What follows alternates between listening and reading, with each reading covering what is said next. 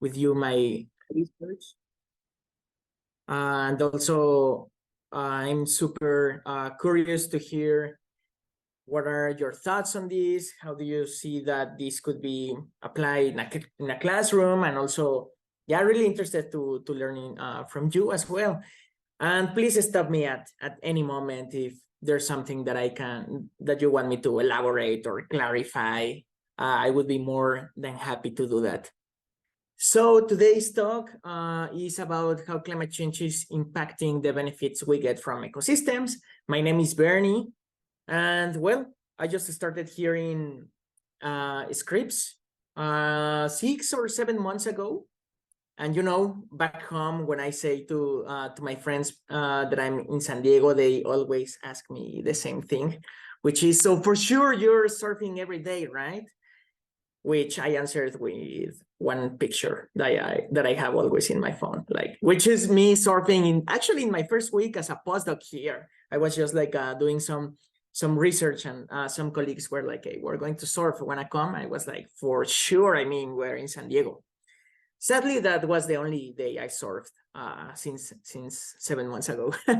But I'm looking forward for the summer to keep doing that.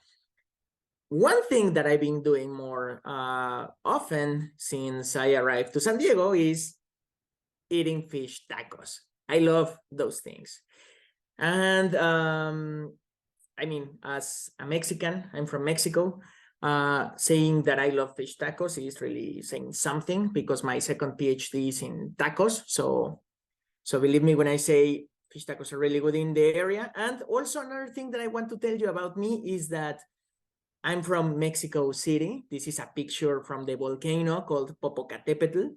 And you can see that there's still a bit of a glacier part in the top. And this is a picture in a day with remarkably clear skies, by the way. But yeah, this is something that I always have like close to my heart. So these type of things are the things that really make my life worth living. All these things are experiences, benefits that I get that make my life interesting. And if you look close enough to all of these, there's ecosystems supporting these type of things that we value in life. And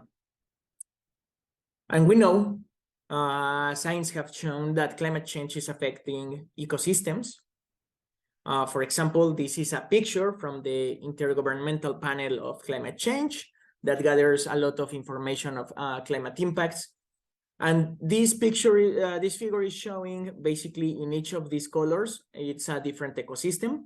And these types of, in the tropics, we have, or near the equator, tropical ecosystems. Then in mid-latitudes, we have temperate type of ecosystems, and near the poles, we have boreal ecosystems. So what this graph is showing in each of these circles is a place where it has been shown that one ecosystem is replacing another because of climate change. Basically, that ecosystems are advancing towards the poles and towards higher altitudes, and that we are experiencing and observing already changes that climate change is causing on the biosphere.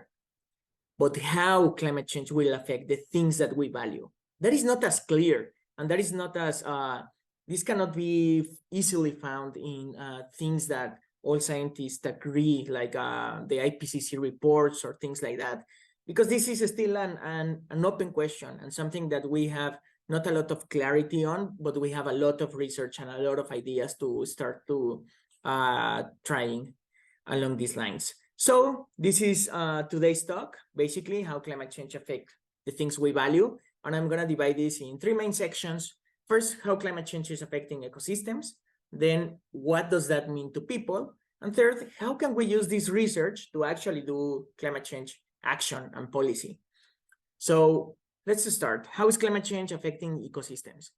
So, okay, we all know that the sun is irradiating shortwave radiation, high frequency energy to the earth, like very powerful radiation. The earth warms up, all the rocks, the water bodies, and these release heat to back to the space. But we have an atmosphere, and this heat doesn't go directly into space, but is trapped by greenhouse gases. And actually, the most effective greenhouse gas in the atmosphere is the water. So the water traps this energy. The water molecules start to move, and then these molecules release energy. Some of it goes back to Earth, and the other part goes back to space. So basically, this is where we are, and this is how we have. This is the climate that or the context in which we started to understand the Earth system and all aspects of the Earth, or all the Earth spheres, no, as I like to call it. This is the pre-industrial climate, and this is how we understood the atmosphere, how the circulation in the atmosphere works, how the different cells move, what is the average direction of the winds. Also, the ocean circulation, how does the ocean moves?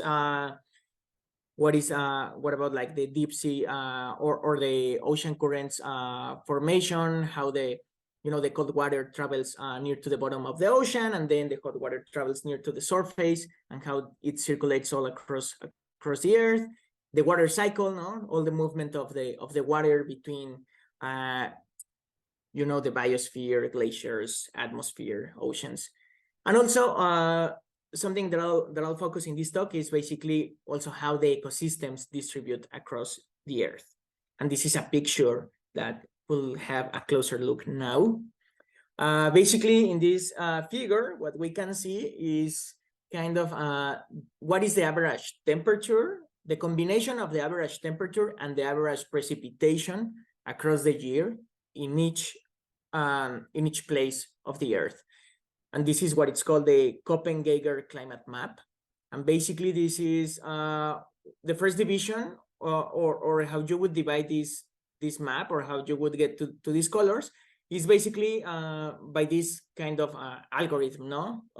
That has three main steps. First, just focusing on what is the temperature, whether it's tropical, dry, temperate, continental, or polar, from warm to cold. And then focusing on how does the rain distributes across these places, whether you have like a dry winter or a dry summer, or whether you don't have any dry season in this place. And then this is basically, well, just a classification algorithm, no? And something that is really useful, or that we use, that this map is really useful to understand, is the distribution of plants across the Earth, which basically plants are used to certain temperature and precipitation conditions. So even if here we only kind of constructed this map using only temperature and rainfall, the distribution of ecosystems actually follows this type of classification very well, because plants like certain temperature and precipitation across the year. So that's how we have understood Earth in the recent past. But of course, we know that the oil and fossil fuel industry is putting a lot of greenhouse gases in the atmosphere, these molecules that are CO2, for example, and that the atmosphere is warming.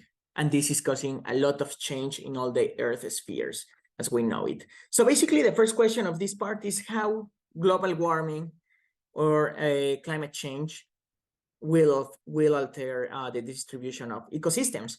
And the way we can answer this question is in three possible steps. First, we can do like just simple statistics or simple averages, or we can look at the observations, or we can do modeling, computational modeling, applying the theory that we know. So I'm gonna go through these three steps. So let's look at the first one on statistics. Okay, so these are the maps that are coming from climate models that can simulate what would be the temperature distribution if the world was to warm 2 degrees above pre-industrial levels. We can see that these 2 degrees on average would look very different in, for example, Arctic areas than in other places on on Earth, for example, different in different continents, different latitudes. And also at 2 degrees, the rainfall patterns would be different in each place of the Earth. We have here, like in brownish, kind of the places that would be drier, and in blue, the places that would be wetter than today. So basically, we have the two main elements that we could kind of combine and create like the bioclimatic envelope, or what would be the temperature and rainfall conditions that plants across the globe would like to live on. And then we would be able to say how plants would be distributed in the future. But that's kind of a very simple and first approach, kind of naive in the way that we're not putting anything else. We know that, yeah, they need sun and they need water, but we're not putting anything in there regarding what's the behavior of an actual real ecosystem. So another way that we can tackle this question on how climate change will affect ecosystems is by observations. So here I just want to share one of my favorite all-time favorite graphs, scientific graphs, and this is the Chimborazo mountain in Ecuador, and this was drawn by Humboldt in an expedition that he did like a couple hundred years ago with a botanist. And what they did was basically hike up the Chimborazo, and they recorded, if we were to look closer at these small names here, we would see different species. So they recorded at what altitude they found these different species, as well as at what altitude they found that the tree line ended and the glacier started, and so on. And basically, because they painted this very beautiful picture, nowadays we can observe how these have changed in the past 200 years. And actually, there are some papers that have done this. For example, this is an image for one research paper that basically just did that for the year 2012. And they compared kind of like Humboldt's drawing with a updated version of that drawing. And we can see that the tree line went up because temperature went higher, so trees can survive in higher altitudes, but also the glacier went up than before. So these are the type of things that have allowed us to analyze a lot of this data. And now we have, of course, satellites, and we are able to compare how the ecosystem distribution nowadays is compared to this type of records that we have in the past. And that's how this image was created. Actually, many of these places were comparing like all the historical records with new satellite data. And finally, we have models. So in this model is basically how do we apply the theory that we know about how ecosystems work, or for instance, how a plant grows, no?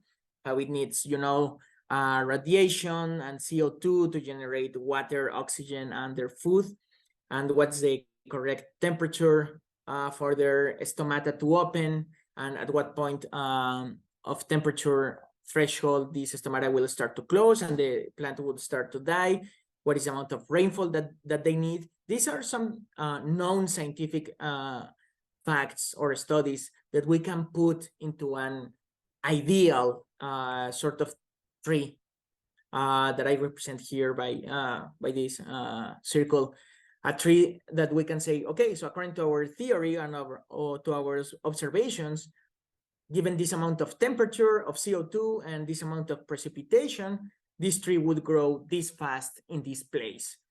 So basically, we can create a lot of these trees in a computational model, and this is a representation of how this model would look like. So each of these balloons are a different tree of a different species that have grown at different rates. Now we have different sizes here that represents the biomass. And what we can do on this computational model that have this science underlining the equations of the simulation is that, well, we can do some experiments with it. Like, okay, we know what would be the temperature if we were to surpass the 2 degrees threshold across the Earth. So basically, we can force this model or make this model or run this model under this temperature and precipitation conditions, and we would be able to see how these ecosystems distribute across the Earth. So, for example, this is a graph already from one of these models, and this is what would be the distribution of a boreal ecosystem in the year 2021 in terms of what percentage of the grid cells across the Earth would be covered. So, for example, a lot of places in the North Pole or near the North Pole would be covered by a large amount of this ecosystem. No, so these are one of the things that we can answer that we can ask to this type of models. And for example, this is a graph that shows. Oh, sorry. This is a graph that shows. Do you see this? It's because I have like this some thingy, so I cannot read. Okay, cool. What is the latitude? Yeah, the different latitude across the Earth, different latitudes from the North Pole at 90 degrees to the South Pole at -90. And what is the average pixel cover of the different biomes for the average pixel at that degree north or south? So what we can see in the equator is that a lot of the yellow ecosystem here, the yellow and the purple ones, which are tropical ecosystems, basically fill most of all these pixels that are near the equator. Then as we go to mid-latitudes, we have the deserts. That's why we have a down in the pixel cover, and we start to having these temperate, more like a kind of like cooler ecosystems filling the globe here. And then as we go towards the poles, again, we have a more coverage of ecosystems, but now they are boreal ecosystems. So this is how this distribution looks like today. In the future, under a warming scenario, by the end of the century, in the last 2 decades of this century, these ecosystems could change by a lot. So here, what we have is that on the right side of this graph, we have the ecosystems that would actually increase their coverage in the future. And on the left-hand side of this line, we have the ecosystems that would decrease their coverage in the future. So what we see here is that basically, even if we have gains and losses almost everywhere, we have that near the equator, a lot of ecosystems on average, or the net change would be negative, and towards the poles, actually the net change, according to this model, would be positive. And this is another way to put it. This would be the percentage of the Earth covered by ecosystems by the end of the century. So this is how the percentage of Earth covered by ecosystems would change with respect to today. So we see that for most parts of the world, they will be losing around 20% of their ecosystems, except for some places in the very north parts and some scattered areas around the Earth. So we can go kind of in my research, I go like further into details, and I look at the country level changes. So for example, here I'm showing you what would be the changes for the US in terms of their ecosystems coverage. So what we see, just focus on the red lines here. Basically, the red lines show the change in ecosystem coverage by the end of the century. And what we see is that on average, the US would lose boreal ecosystems, but it would gain temperate ecosystems. So the way, so this would have implications that we will see a bit later on.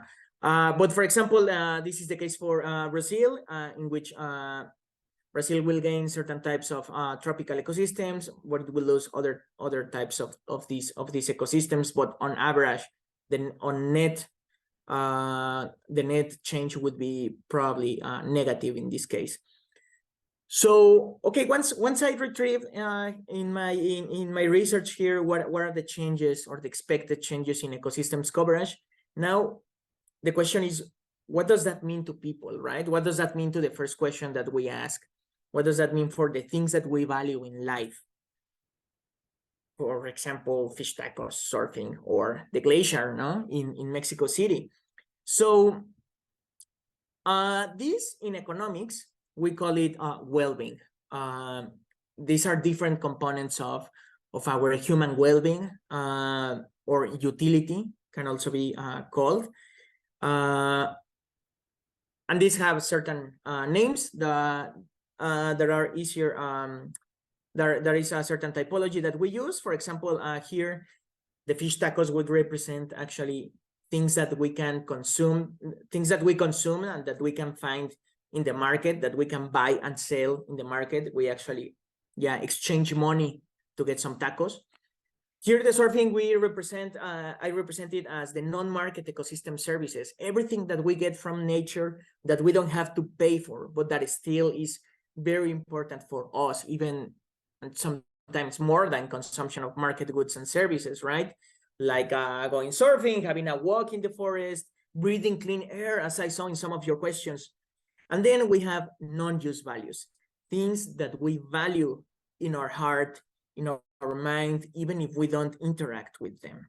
For example, the glacier in the Popocatépetl volcano, that's something that I value that is out there, even if I don't go visit it often or I don't see it often.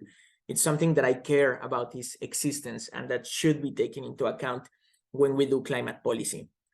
So basically, these are some components of well-being. And in economics, we see well-being as a flow. Imagine a flow of water that gives us benefits. Well, this is a flow of different components of well-being that is coming from a stock or a wealth, a source of wealth that is embedded in many different systems that we have as humans and in planet Earth.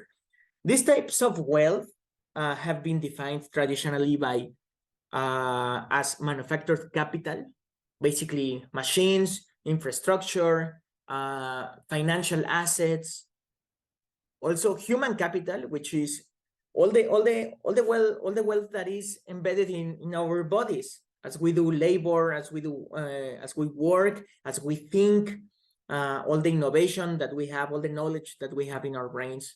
And also natural capital, which is all the well-being that is embedded in all the natural systems in the earth. So basically, these things interact with each other to create consumption goods, non-market ecosystem services, and non-use values. So only because this is very abstract, sometimes even for me, let me just like fix some ideas using this example of one project that I had the pleasure to be part of a couple of years ago in a town in Mexico. It's called Cieneguilla, and basically this town, their main cultural and economic activity is basketry, doing some handcraft baskets in their community. So how does this type of of capitals interact to create components of well-being? Well, on the one hand, we have that, for example, the knives could be seen as manufactured capital. The knives that they use to create these baskets is manufactured capital, tools, machinery.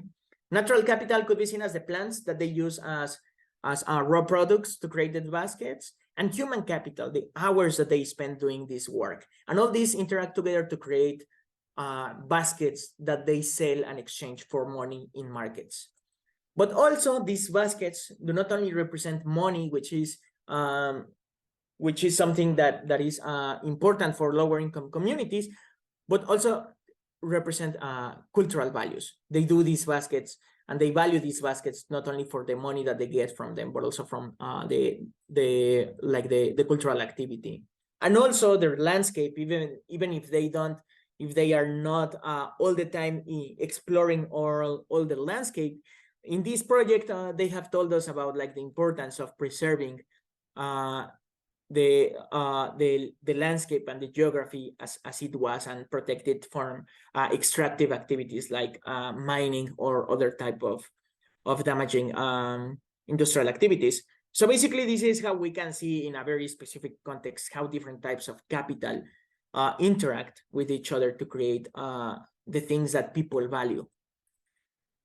And then also, this is something that has happened in climate change economics or in climate change policy, is that basically when we want to assess what are the climate change impacts on humans, we basically, the first thing that we look at is how climate change is impacting the consumption of market goods and services, things that we exchange in the market.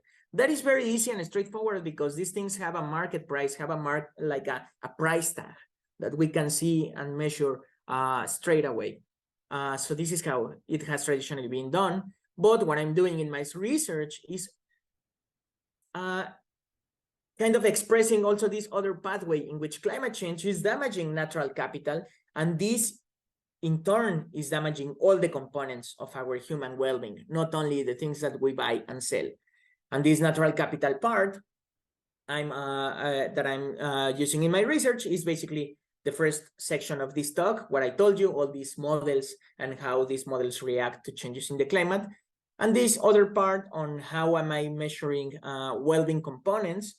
Well, I'm using some data here from the World Bank, some data that has been collected throughout recent decades on how people use their different forms of capital. So if you're interested, this is the report that the World Bank releases every other year, the changing wealth of nations and how wealth is beyond manufactured capital. So this is one graph that shows each of these dots is a country. And the x-axis here, what is showing is basically how does that country relies on natural capital for ecosystem services. So the more to the right it is, it relies more on natural capital to get benefits like clean air, clean water, recreational values. And on the y-axis here, basically it's how this country relies on natural capital for economic production, on raw materials like wood, fuel, medicines, things like that. And the size of this circle is the country's mean income. So as we can see in this graph, it's basically the countries with higher income rely less in natural capital than countries that have lower income. So basically, on the one hand, we have how climate change is affecting ecosystems, but because our different relations with natural capital, even if this effect on ecosystems would be the same, this would actually translate differently according to our different economies and cultural values. So the last part of we're entering like the third section of this talk, which is basically, well, we know how ecosystems would change because we have models of ecosystems. We know how economies react to different types of ecosystems. So now what? What to do with this, right? And so how climate research can inform policy. And to tell you about this, I'm going to tell you about one specific type of modeling that I use in my research, and that many people that studies climate change policy uses. And these models are called integrated assessment models, which basically an integrated assessment model is most of the times is thought as a computational model, but honestly can be anything, can be like an approach, a research idea. It can be a way to see the world that integrates two fields of study that have been traditionally studied separately.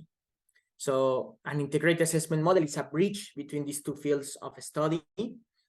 And in the case of climate science and economics, the first integrated assessment model that combined these two traditions was done by William Nordhaus.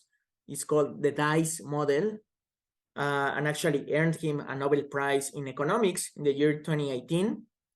And basically, I'm gonna show you what are the main components of this model on the economic side and on the climate side.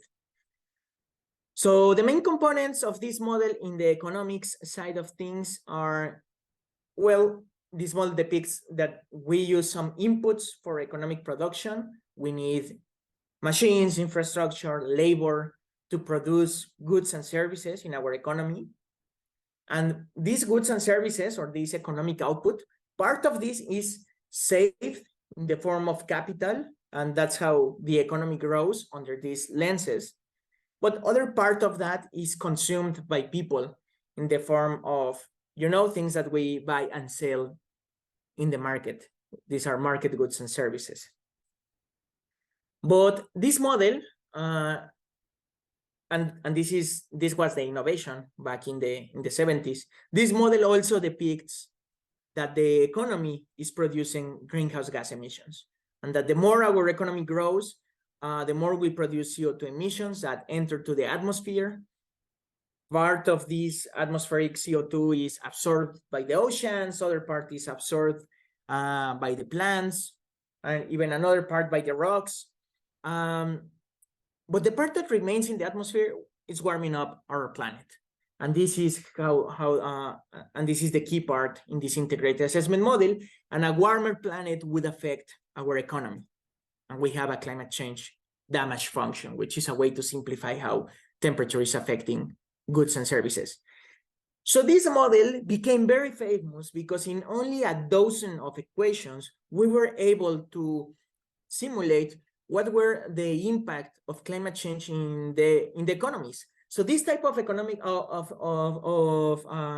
this type of modeling became very useful for a lot of policy and for a lot of policy metrics, specific metrics that are used in governments, in international agreements, like the social cost of carbon.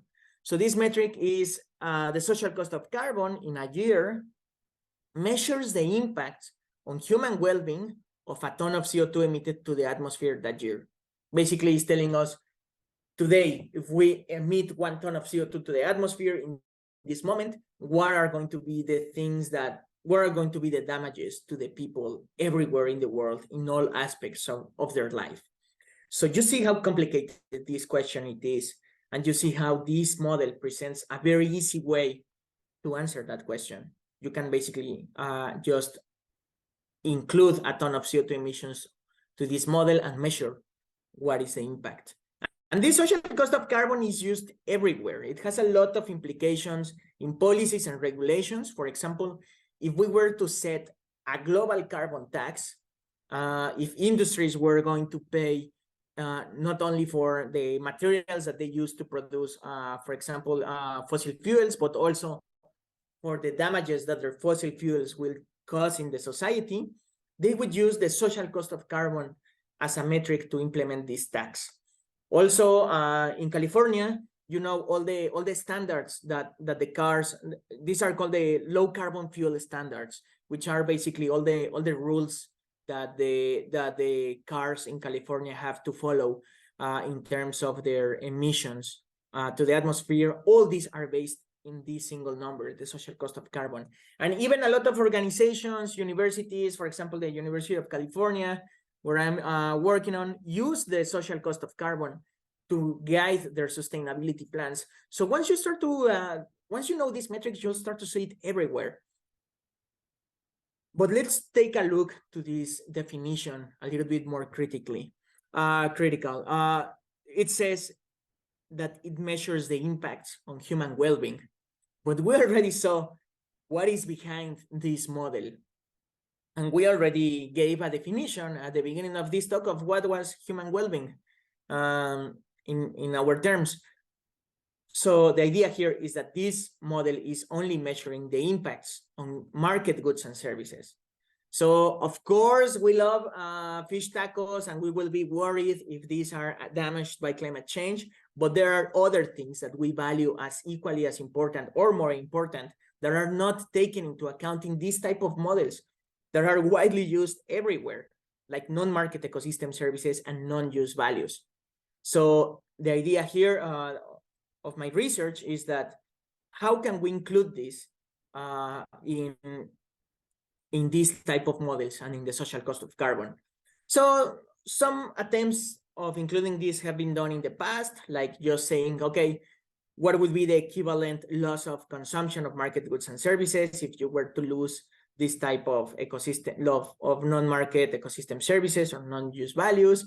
But most of these attempts have been like very incomplete, only including, for example, one ecosystem service that is related to one specific ecosystem, or are very outdated, for example, using science and the economics from the 90s, or just simply ad hoc estimates, just saying, like, for example, the DICE model, this model that earned William Nordhaus the Nobel Prize in economics, the assumption of this model about non-market ecosystem services and non-use values is simply that, well, because we don't have anything that supports the inclusion of this information, we're just going to add up an extra 25% of damages to the consumption of market goods and services, just to make up for everything that we're not accounting for.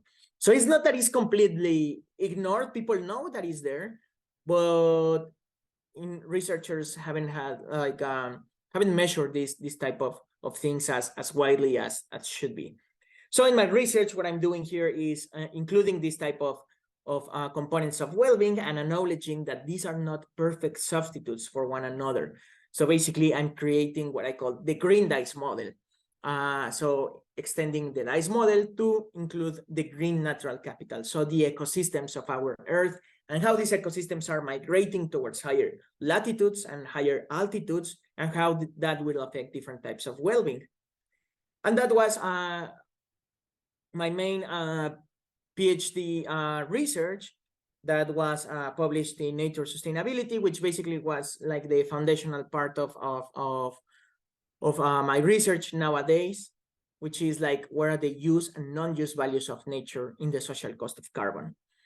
And basically the result, or the main result of this research is that the social cost of carbon in the standard DICE model, the one that has been widely used without any modifications, is $28 per ton of CO2. And this only includes damages on market goods and services. So this is a monetary valuation of what are going to be the impacts of an additional ton of CO2 in the society.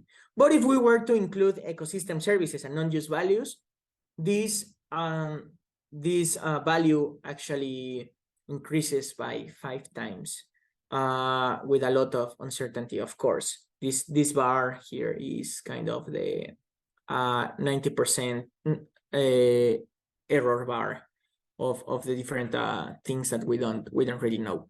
But there's a lot of change here in these two types of metrics. So the idea is to start to taking into account the social cost of carbon that accounts for ecosystem services and non-use values. So just really briefly to finish here, also as not only as a researcher, I'm interested about this, or not only using the classic tools that we learn in academia as models, observations, statistical analysis, but also I've been interested in this question from the perspective of a science communicator and more as a human geographer myself, which is basically how the communities in different contexts shape this relationship, how our value systems in our mind shape the relationship between nature and people. So I have approached this question by doing field research in 5 different states in Mexico, in 5 or 6 different communities, by asking this question: how your context shapes your relationship with nature, how your culture shapes this relationship. So I have done this by doing semi-structured interviews, open-ended questions to hear how people think about these relationships, doing participatory observation by living with the community a couple of weeks, and doing and filming the interviews and the landscapes, and also doing a script writing of what we all learned in this experience. And this was converted into a documentary TV series that was aired in Mexico, in which is something that not the classical academic output, but equally as important as the other type of research papers that I work on. So these are some pictures from the documentary that you can find online with the name BioGuardianes.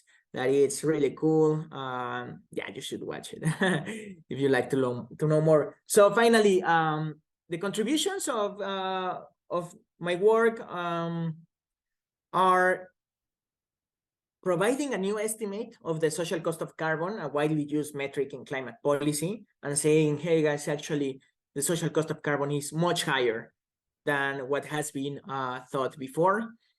Also, another contribution is quantifying how each biome across the earth contributes to country level unique benefits to people. Basically, I didn't say a lot about this research, which is kind of newer and still under peer review, but basically it's like attaching a different value for different ecosystems in different countries and being more specific. So instead of having a global social cost of carbon, having a country specific social cost of carbon. And finally, just also by sharing how local well-being is influenced by nature, the space and the meaning of place for different people. And my current research, which I haven't talked much about, is to create the blue dice model. So basically it's now taking into account the marine ecosystems and how these inform our well-being and how we can include them into these kind of important metrics. So thank you so much.